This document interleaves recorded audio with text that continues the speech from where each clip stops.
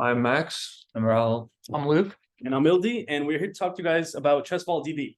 So what is ChessVaultDB? Well, ChessVaultDB is an online chess database where users, admin, and salesmen can all interact with one another. We have users where there are players and spectators that can play and spectate various games. We have admin that will moderate these games and interact with the users when certain instances occur of such as cheating or anything else. And we have salesmen that implement advertisements into those games, and they keep track of the top advertisers to get the most out of their companies. And yeah, moving on to that, now we'll talk about the blueprints that are used in the design.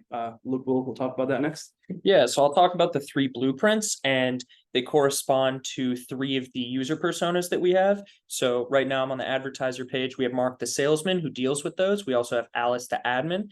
We have Hikaru the player. So that would be more of the user. And so I'll start with user here.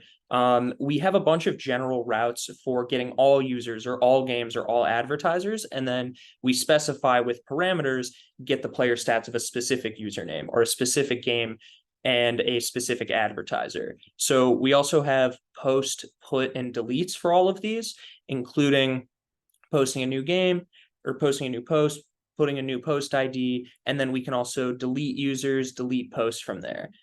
We have advertisers, so a function to get the top 10 advertisers based on how much they've spent. We have posting new advertisers, updating advertising data, and then deleting advertisers from the table. And then in game, we have here singular game types. We have just the same general ones of posting games, getting all the games, or getting a specific game based on the game ID. And then we can also delete games. So I'll pass that over. Yeah. So this is the front end for our ChessVaultDB. So this is basically the landing page for the different personas. We have the user page for our players like Hikaru and our spectators like Simon. And we also have the sales page for our salesmen like Mark. So for the sales page, Mark, for example, can access the top advertisers. He can understand what the different companies are, their point persons, and the total amount spent by different companies. We can also refresh in case this changes. And then for the game page, this is where players like Hikaru and spectators like Simon can access, so they can kind of get an understanding of the different games, the winners, the losers, and they also have the game ID for if they want to kind of search for games, which I'll show you right now. So over here, although this might look like an error, it's mainly for us so we can input game ID so we can kind of get an idea.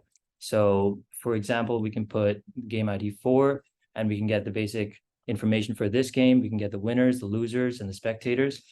We can also access the top 10 most viewed games. So they can kind of get an understanding of what are the more interesting games. And so, yeah, I'll pass it on to Max. Yeah.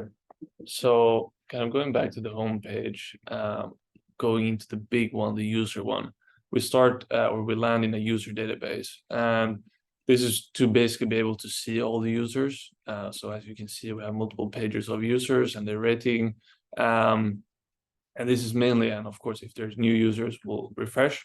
But then this is mainly because we want to be able to search for a specific user. So you might have seen there that like a username was KFC6. So we get the user data and we can see all the player statistics, like how many games they played, their ratings, and so on. And then looking at the user page, the main like user database page, we also have all these community features. And in the community features, this is mainly for Hikaru and Simon, the spectator and the player then. We have all of these where you can view all of the posts, so their content, who posted it and when they published it. And then we can, of course, add posts. So let's say that Athena Palada wanted to add, let's say, endgame information, whatever. We submit this, and then we can look here at the latest post. And it should be Athena Palada endgame information posted right now. So I'm kind of looking at the update post. Let's say here we have post ID 1.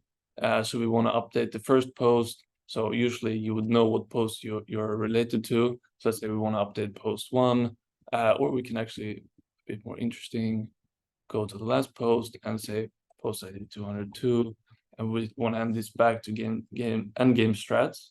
Submit, and we can see it updates. And then let's say we want to delete that post because it was not a good post.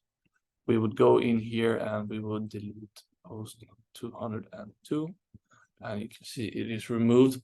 And of course, everything is reflected here as well. And yeah, this is kind of the features we have.